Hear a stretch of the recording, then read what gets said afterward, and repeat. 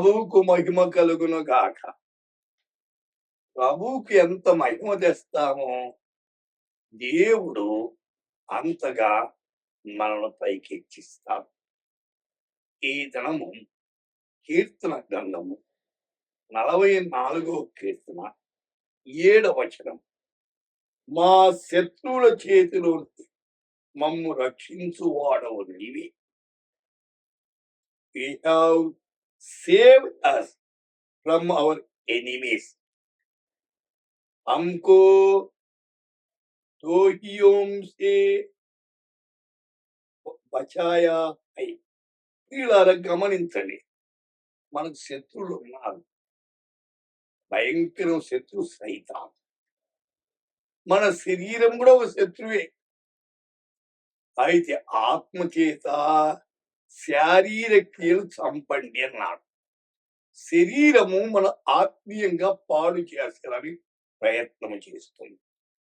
కాబట్టి శత్రువుని జయించాలంటే దేవుని మీద ఆధారపడాలి.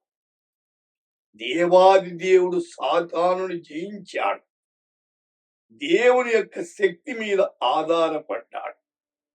ద్వితీయోపదేశ కాండం 20:4 మీ శత్రువులతో యుద్ధము చేసి మిమ్మల్ని రక్షించువాడు మీ దేవుడైన యెహోవా.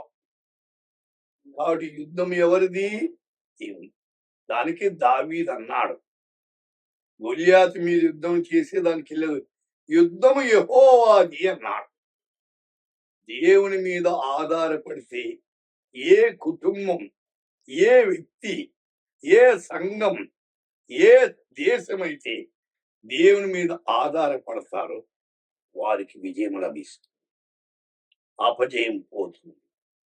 దావీదు దేవుని మీద ఆధారపడి అందువల్ల ఫిలిస్తీ నాయకుడిని హతమార్చాడు. దేవుని పిల్లలు జయం పొందారు.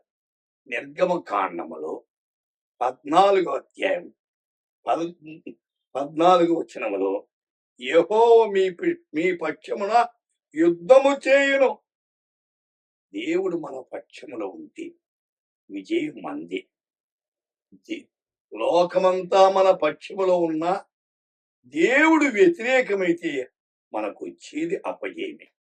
సోదరి సోదరుడా, దేవుడు మీ పక్షములో, మీ కుటుంబ పక్షములో, మీ పిల్లల పక్షములో, వారి ఉద్యోగాల పక్షం, వాళ్ళ భవిష్యత్ జీవితాల్లో దేవుని పక్షము, దేవుడు మన పక్షముండగా మనకు విరోధి ఎవడు అని దేవుని వాక్యం చెప్తాయి. దేవుని పక్షములో ఉందామా? దేవునికి దూరం కావద్దండి. దేవుని దూరమై ఏమి సాధించలేం, నష్టాన్ని పొందుతాం.